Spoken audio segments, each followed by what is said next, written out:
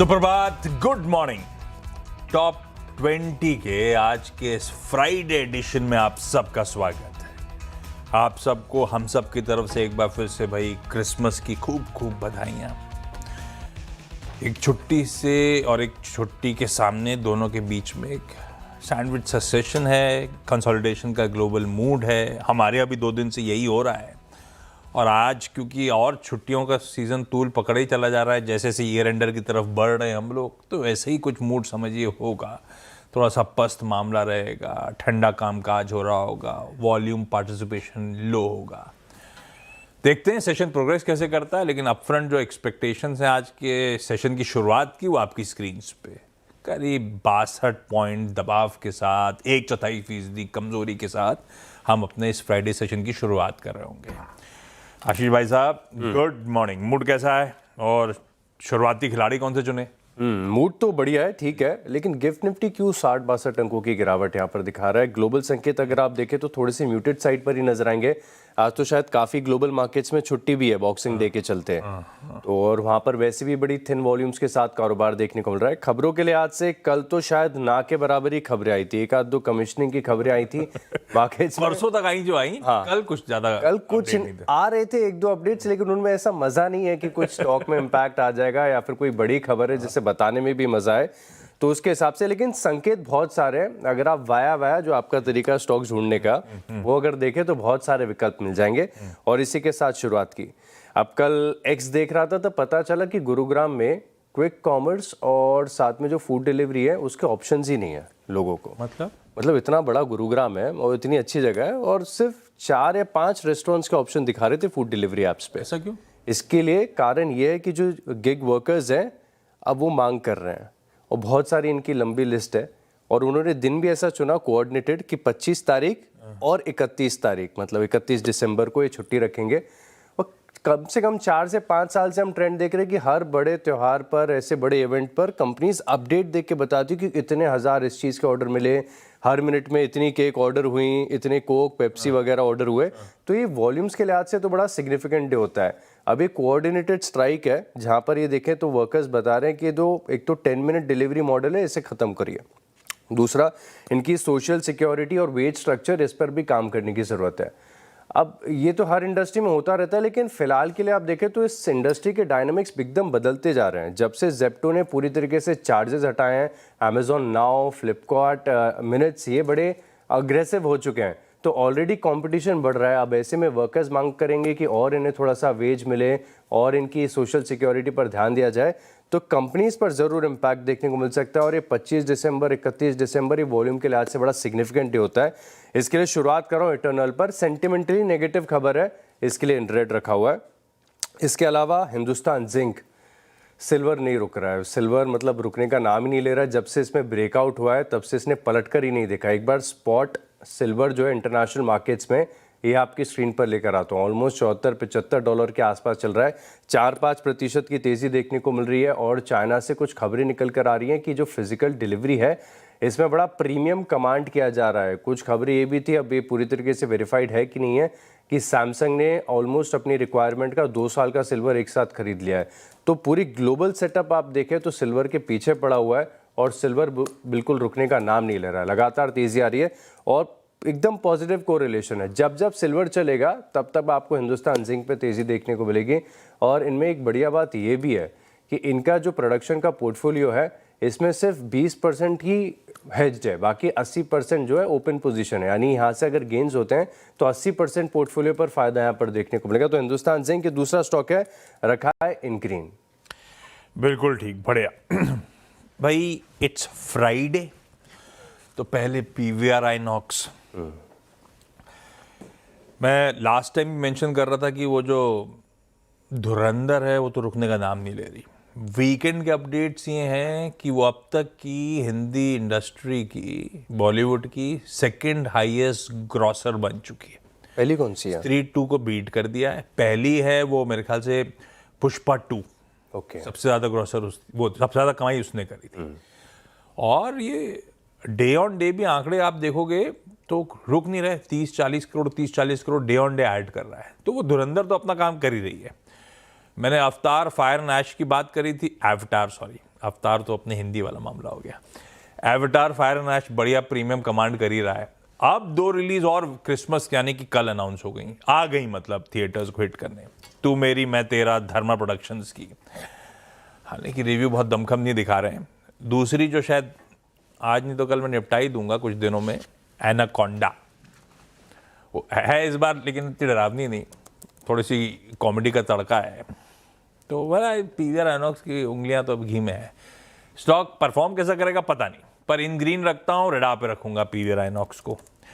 दूसरा, जब it's Friday था तो इट्स ऑलमोस्ट न्यू ईयर, तो यूनाइटेड स्पिरिट्स मेंशन करता हूँ, हालांकि ठंडा पड़ा हुआ स्टॉक है इसीलिए, क्योंकि मेरे ख्याल से वैल्यूएशंस सारा ऑप्टिमिज्म भाव में ऑलरेडी दिखा रहे हैं, इसीलिए अभी मीनिंगफुली चल नहीं पा रहा है अंटिल अनलेस कोई फ्रेश अपडेट इस कंपनी की तरफ से आए। क्योंकि लॉजिकली तो ये जिस वैल्यूएशन मल्टीपल ट्रेड कर रहा है, सारे है बिजनेस अच्छा, इस देश की सबसे बड़ी डीआईजीओ का इंडिया आर्म जो एक ग्लोबल बहुत बड़ा प्लेयर है, देश की सबसे बड़ी कंपनी इस स्पेस की, ऊपर से इसने जो स्ट्रैटेजी में बदलाव क्या करे, इसने Prestige and above, liquor industry में प्रेस्टीज एंड अबव मतलब प्रीमियम की तरफ जो फोकस किया, पॉपुलर से हट के, उससे आपने देख ही लिया मार्जिन एक्सपेंशन वगैरह बढ़िया हो गए, और वो प्रेस्टीज एंड अबव का सेगमेंट बढ़िया ग्रोथ दिखा रहा है। लेकिन ये सब भाव में है, इसीलिए कंसोलिडेशन है। मैंने इसीलिए, वैसे हमारे एक पैनल के एक्सपर्ट के कोर पोर्टफोलियो में भी है कईयों के है, होना भी चाहिए लॉन्ग टर्म के लिहाज से, अलग कहानी है। आज सिर्फ इन ग्रीन रख रहा हूँ, रेडा पे रखेंगे आज के दिन। फ्राइडे वेडनेसडे का मूव आपने देखा ही है, थका हुआ सब मूव था, तो सिर्फ रेडा पे रखेंगे। ये 2 हो गए भाई साहब दिग्गज। अभी एवेटार का कलेक्शन देख रहा था कि 75 करोड़ ही हुआ है, ज्यादा नहीं हुआ अभी तक फिलहाल। मुझसे तो बहुत ले लिए इन्होंने, इनका असल में 4DX पे आया है। हाँ, एवतार तो वाली है जो 4DX में देखनी चाहिए। हाँ, उसकी टिकटें भी महंगी होती है, बहुत महंगी पर मजा भी उसी का है। यूनाइटेड स्पिरिट्स का लॉजिक आपका थोड़ा सा कन्विंसिंग लग रहा है, मुझे लग रहा है कोई स्टॉक सिमिलर लाइंस पे सोचना पड़ेगा मुझे भी। खैर, अगले 2 स्टॉक हैं, एक ही सेक्टर के लेकिन अलग अलग व्यू है। एक तो यूपीएल, इसे इन ग्रीन लेके चल रहा हूँ। मल्टी ईयर रेजिस्टेंस पर स्टॉक खड़ा हुआ है, पिछले कुछ दिनों में स्टॉक ने चौंका दिया। खासतौर पर आप देखें तो Q2 के नतीजों के बाद इस स्टॉक में धीरे धीरे आपको बाइंग ही देखने को मिली है। अब ये स्टॉक ऐसा है जिसके लॉन्ग टर्म चार्ट्स बड़े बढ़िया लग रहे हैं, चाहे आप वीकली चार्ट देखें या मंथली देखें, देखने पड़ेंगे टेक्निकल कैंडलस्टिक चार्ट पैटर्न बढ़िया लग रहा है। तो यूपीएल इस स्टॉक को इन ग्रीन रखा हुआ है। लेकिन सिमिलर स्पेस में पीआई इंडस्ट्रीज, ये स्टॉक ऐसा है जो सिर्फ और सिर्फ गिरावट दिखा रहा है। पहले इनके कुछ एक की प्लेयर्स हैं, इनकी तरफ से गाइडेंस कट की गई थी, फिर हमने देखा था कि शायद कुमाई केमिकल्स है, उसके बाद से स्टॉक में लगातार गिरावट देखने को मिली। अब पिछले 7 कंसेक्यूटिव वीक से ये स्टॉक सिर्फ और सिर्फ रेड कैंडल चार्ट पर बना रहा है, जो कि वीकनेस के बड़े संकेत यहाँ पर देखने को मिल रहे हैं। स्ट्रक्चर के लिहाज से भी देखें तो कॉन्फिडेंस नहीं आ रहा है स्टॉक में। तो अगर आज मार्केट वैसे भी गिफ्ट निफ्टी थोड़ी सी सुस्ती दिखा रहा है, आज हो भी सकता है कि मार्केट्स में थोड़ा सा डल साइड पर सेशन आपको देखने को मिले और स्टॉक्स जो फ्रजाइल हैं इनमें ऑफ हाइज का एक्शन आपको देखने को मिल सकते हैं। तो ऐसे सिनारियो में पीआई इंडस्ट्रीज इस स्टॉक को आप लिस्ट में शामिल करेंगे, रडार पर रखेंगे। इन रेड लेके चल रहा हूँ। एक ही सेक्टर के 2 स्टॉक है लेकिन व्यू अलग है, UPL in green, pi industries in red. बढ़िया है। अगले 2 जो है भाई साहब, उसमें वो डिराइव वाला मामला है, एमक्योर फार्मास्यूटिकल्स। इस वेडनेसडे के बाद एक ग्लोबल अपडेट ये था जिसके चलते यूरोपियन मार्केट्स बढ़िया कर गए थे वेडनेसडे की सेशन की समाप्ति तक। वो है वहाँ कोपेनहेगन लिस्टेड जो नोवो नॉर्डिस्क है, उसको यूएस एफडीए से पहली एवर GLP-1 पिल को मंजूरी मिली है। डायबिटीज की दवाएं जो ली जाती हैं वो इंजेक्ट है ना, पिल के फॉर्म में अब तक नहीं आई थी, और ये पहली कंपनी हो गई जिसको यूएस एफडीए से नॉड मिलती हुई। सब उस रेस पे थी कि जल्द से जल्द पिल इंट्रोड्यूस करी जाए। पिल इंट्रोड्यूस करने का फायदा ये था कि मैं और आप, मैं तो हेल्दी सा हूँ, पतला हूँ, जो इनको नहीं है वो उनके लिए कन्वीनियंट हो जाएगी। और ये सब कर रहे थे, फाइजर वगैरह सब R&D में लगे हुए थे, ये फर्स्ट मूवर एडवांटेज ले गए। नोवो नॉर्डिस्क के चलते मैं एमक्योर फार्मास्यूटिकल इसलिए मेंशन कर रहा हूं क्योंकि एमक्योर का स्ट्रैटेजिक बिजनेस टाइप है। इनफैक्ट पिछले महीने नवंबर में ही ये टाइप अनाउंस हुआ था, जब पोविस्त्रा की लॉन्च और डिस्ट्रीब्यूशन का टाइप हुआ था, यानी कि वो समाग्लुटाइड की सेकेंड ब्रांड जो है नोवो की, उसके लिए इनका काम था उसे कमर्शलाइज करना, उसे मार्केट करना भारतीय बाजारों में। मैं नोवो की इस अपडेट के चल, नोवो का स्टॉक वैसे 9-10% भागा था वेडनेसडे को इस खबर पे। एमक्योर को रडार पर रख लीजिए।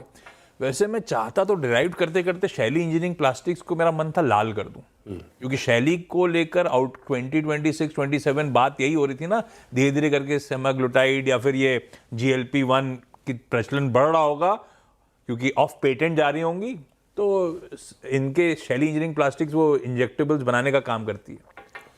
अगर पिल टूल पकड़ेगी तो वो बिजनेस गड़बड़ाएगा, हालांकि टू अर्ली, इसलिए मैं छोड़ रहा हूं, उसकी बस जिक्र करके छोड़ रहा हूं। दूसरा अगला स्टॉक है भारत इलेक्ट्रॉनिक्स।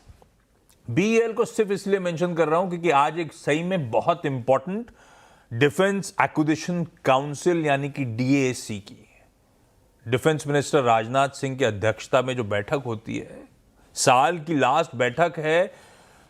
क्या होगा आउटकम ये तो पता करना मुश्किल है, लेकिन रिपोर्ट्स वाइडली हैं कि आज की बैठक बहुत इंपॉर्टेंट, तगड़े प्रोक्यूरमेंट्स का अनाउंसमेंट शायद होते हुए नजर आए।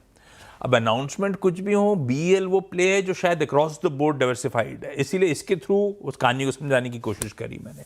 अगले दो कौन से? अगले दो स्टॉक है, और यूनाइटेड स्पिरिट्स के बाद मुझे ऐसा लग रहा है कि रेडिको खैतान, सिमिलर तर्क है। बिल्कुल सही है। और ये एक है ना ट्रेडिशनल चीज़ है, जैसे अगर आप 1 जनवरी को अखबार खोल के देखेंगे तो आपको नजर आएगा 2-3 चीज़ें बड़ी कॉमन है। एक तो ड्रिंक एंड ड्राइव के केसेस आपको पता चलेंगे किस सिटी में कितने ज़्यादा देखने को मिले, और 2 या 3 जनवरी के आसपास पता चल जाएगा कि किस स्टेट में किस सिटी ने सबसे ज़्यादा शराब पी है। वो आना ही आना, ये डेटा तो आता ही है कि कहाँ पर कलेक्शन सबसे ज़्यादा देखने को मिला है। तो बिक्री के आंकड़े हाईलाइट होते हैं, और ऐसे में हमने देखा है कि आमतौर पर स्टॉक्स भी रिएक्ट करते हैं। तो थोड़ी सी पहले से इन स्टॉक्स को अपनी फोकस लिस्ट में ऐड कर लीजिए। रेडिको खैतान, मुझे लग रहा है कि इसका भी टेक्निकल सेटअप कंपेरेटिवली काफ़ी बेहतर लग रहा है, तो इस स्टॉक को इन ग्रीन लेके चल रहा हूँ। एक स्टॉक है जिसमें बुधवार के सत्र में काफ़ी बढ़िया ब्रेकआउट देखने को मिला चार्ट पर, नोवामा, और पूरा मार्केट इंफ्रास्ट्रक्चर आप देखें तो धीरे धीरे तेज़ी दिखा रहा है। एक तो मार्केट में जब जब तेज़ी आती है थोड़ा सा मार्केट में सुधार होता है, और ख़ासतौर पर आप देखें तो जब स्मॉल और मिड कैप स्टॉक चलना शुरू करते हैं तो अभी मार्केट इंफ्रास्ट्रक्चर सीधे तौर पर आपको एक पॉजिटिव कोरिलेशन दिखाता है। अब बहुत बड़ा ब्रेकआउट देखने को मिला है, वीकली चार्ट्स पर देखने को मिला, और ये वेल्थ मैनेजमेंट की थीम ऐसी है जिसमें निवेशकों का बड़ा पैसा बना है। चाहे आप आनंद राठी वेल्थ को देखें या नोवामा वेल्थ को देखें, और जो रिपोर्ट्स हैं ये भी बताती हैं कि अभी इनका जो टाइम है ये बहुत एक्सपैंड होना है। वेल्थ मैनेजमेंट जो है ये बहुत बड़ी अपॉर्चुनिटी है इन कंपनीज के लिए। तो टेक्निकल और फंडामेंटल दोनों तर्क बिल्कुल सही बैठ रहे हैं, तो नोवामा इस स्टॉक को रखा है इन ग्रीन। बिल्कुल रडार पे था। कैस्ट्रॉल इंडिया भी रखी है रडार पे भाई। जब वेडनेसडे को मेरे ख्याल से सास बहू सेंसेक्स कर रहे थे उसी टाइम पे अपडेट आया था। अपडेट क्या था? BP अपना 65% हिस्सा कैस्ट्रॉल ग्लोबल के लुब्रिकेंट बिजनेस में बेच रही है। स्टोन पीक को बेचने वाली थी $6 बिलियन में, यानी कि कैस्ट्रॉल वैल्यू करी गई थी $10 बिलियन के आसपास। इंडियन कैस्ट्रॉल रडार पे आई थी क्योंकि भाई प्रमोटर होल्डिंग बदल रही थी, प्रमोटर बदल रहा था, एक मैंडेटरी ओपन ऑफर ट्रिगर होता है हिंदुस्तान में भी, उसकी तैयारी थी। अपडेट आ गया, ओपन ऑफर आएगा, मैंडेटरी ओपन ऑफर आएगा, अच्छी बात, डिसेंट भाव पे है। हालांकि उस भाव से हमारा कुछ फायदा नहीं होना, लेकिन 189 पे मेरे ख्याल से ट्यूसडे वेडनेसडे के एक्शन के बाद ये स्टॉक बंद हुआ था, 194 पे वो ओपन ऑफर आता हुआ। और मैं किसी कोटक इंस्टीट्यूशन की रिपोर्ट भी देख रहा था, शायद वो इवेंचुअली 200 प्लस 210 के आसपास के टारगेट्स की बात भी हो रही है। कैस्ट्रॉल इंडिया को आज भी रडार पर रख लेते हैं, देखते हैं किस तरह का प्राइस मूव आता है। एक JK सीमेंट को रडार पर रखेंगे। Cement as a space of late लगातार फोकस में। राजस्थान के कृष्णपुरा लाइमस्टोन ब्लॉक का माइनिंग लीज इसको मिली है, ये प्रिफर्ड बिडर के तौर पे सामने आए। 483 हेक्टेयर्स में ये ब्लॉक जो है G3 लेवल ऑफ एक्सप्लोरेशन पे खड़ा हुआ है। G3 मतलब डिटेल्ड मैपिंग उस ब्लॉक की हो चुकी है, अब इनको आगे बस G4 पे जाना है, उसके बाद एक्सप्लोरेशन की शुरुआत हो जाएगी। JK सीमेंट इन ग्रीन उस लाइमस्टोन ब्लॉक के चलते 6 पूरे। क्विकली छोटा सा ब्रेक के उस पर जब लौटेंगे तो ऐसे ही कुछ और इंटरेस्टिंग आज के सेशन के लिए स्टॉक्स मेंशन करेंगे।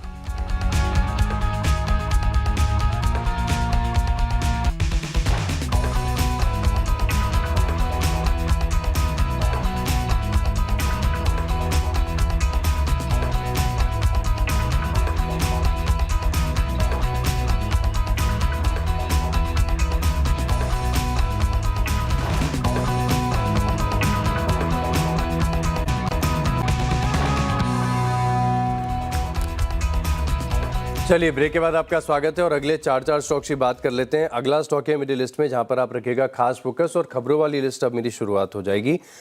एनटीपीसी, इस स्टॉक को आप इन ग्रीन लेके चल सकते हैं। दरअसल अगर आप देखें तो करीब 13 मेगावाट पे जो इनकी कैपेसिटी है सोलापुर सोलार प्रोजेक्ट में, इसका कमेंसमेंट इन्होंने कर दिया है। तो इसी के चलते एनटीपीसी हो सकता है कि यहाँ पर एक इम्पैक्ट थोड़ा सा देखने को मिले, लेकिन थोड़ी सी डल खबर है, इसके लिए सिर्फ वॉच लिस्ट में ऐड करिएगा। और जैसे कि मैं बता भी रहा था शो की शुरुआत में कि कल खबरें तो आई हैं लेकिन इनमें ज़्यादा मज़ा नहीं है।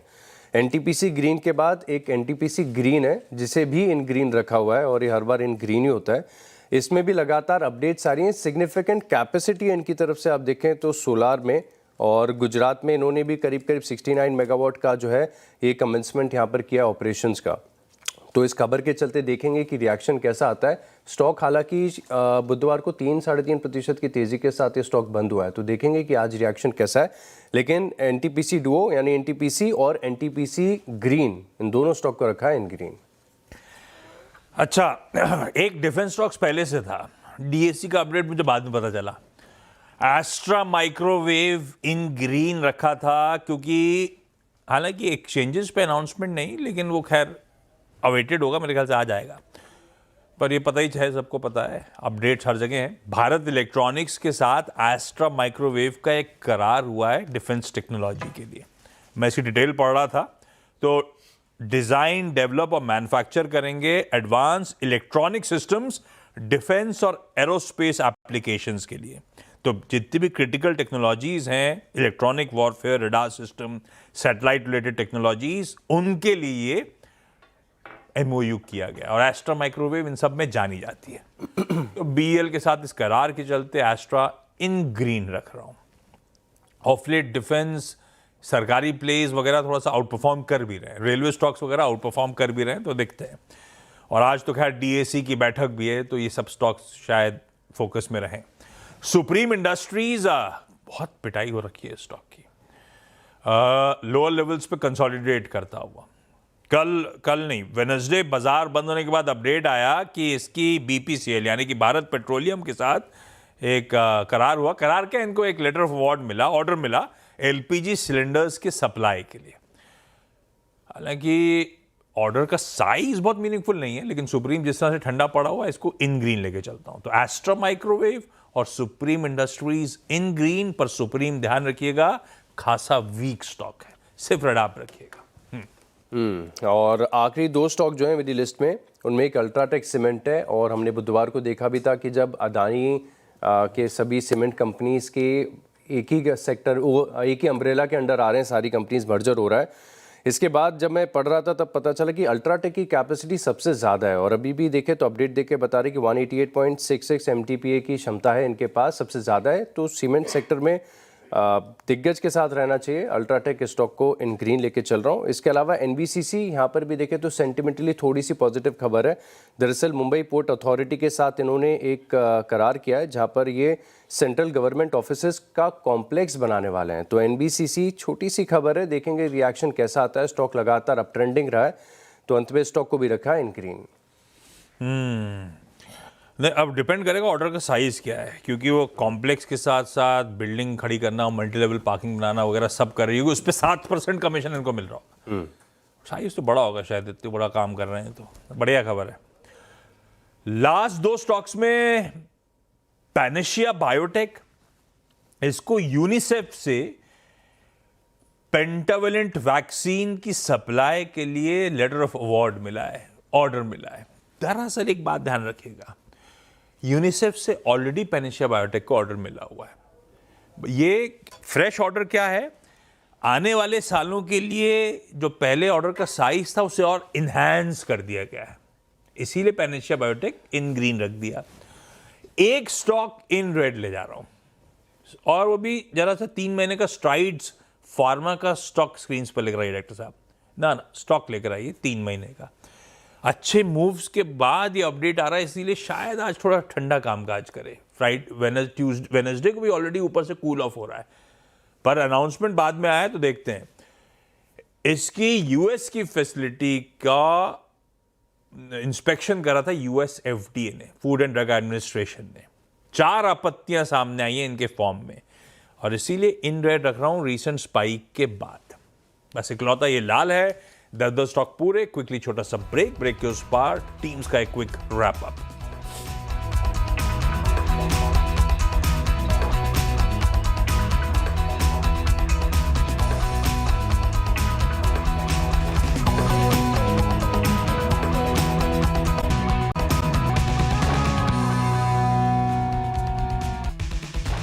चलिए ब्रेक के बाद आपका स्वागत है और अब 20 स्टॉक्स का रिकैप देख लेते हैं। शुरुआत मैंने की इटर्नल के साथ। हिंदुस्तान जिंक चांदी रुकने का नाम नहीं ले रही है। यूपीएल और पीआई इंडस्ट्रीज इन दोनों स्टॉक्स को भी लिस्ट में शामिल करें। रेडिको खैतान यहां पर नजर रखेंगे। नोवामा में एक बड़े चार्ज पर बड़ा ब्रेकआउट हुआ है। एनटीपीसी और एनटीपीसी ग्रीन दोनों में खबर है। अल्ट्राटेक पर रखे फोकस और एनबीसीसी को मिले ऑर्डर्स। 10 और जोड़ दीजिए। एक लाल है, बाकी 9 ग्रीन में रखे। PVR Inox, United Spirits, Emcure Pharmaceuticals, BEL, Castrol India, JK Cement, Astra Micro, Supreme Industries और Panacea Biotech, ये सब इन ग्रीन है। सबकी रीजन स्पेसिफाइड। इनमें से कई सारे डिराइव टाइप खबरों वाले स्टॉक्स हैं, तो आप जरा सा सिर्फ रडार पे रखिएगा। एक जो लाल रखा वो स्ट्राइड्स फार्मा, क्योंकि यूएस FDA के प्लांट इंस्पेक्शन में ऑब्जर्वेशंस यानी कि आपत्तियां सामने आई, तो शायद थोड़ा सा ठंडा रहे स्टॉक इस लिहाज से।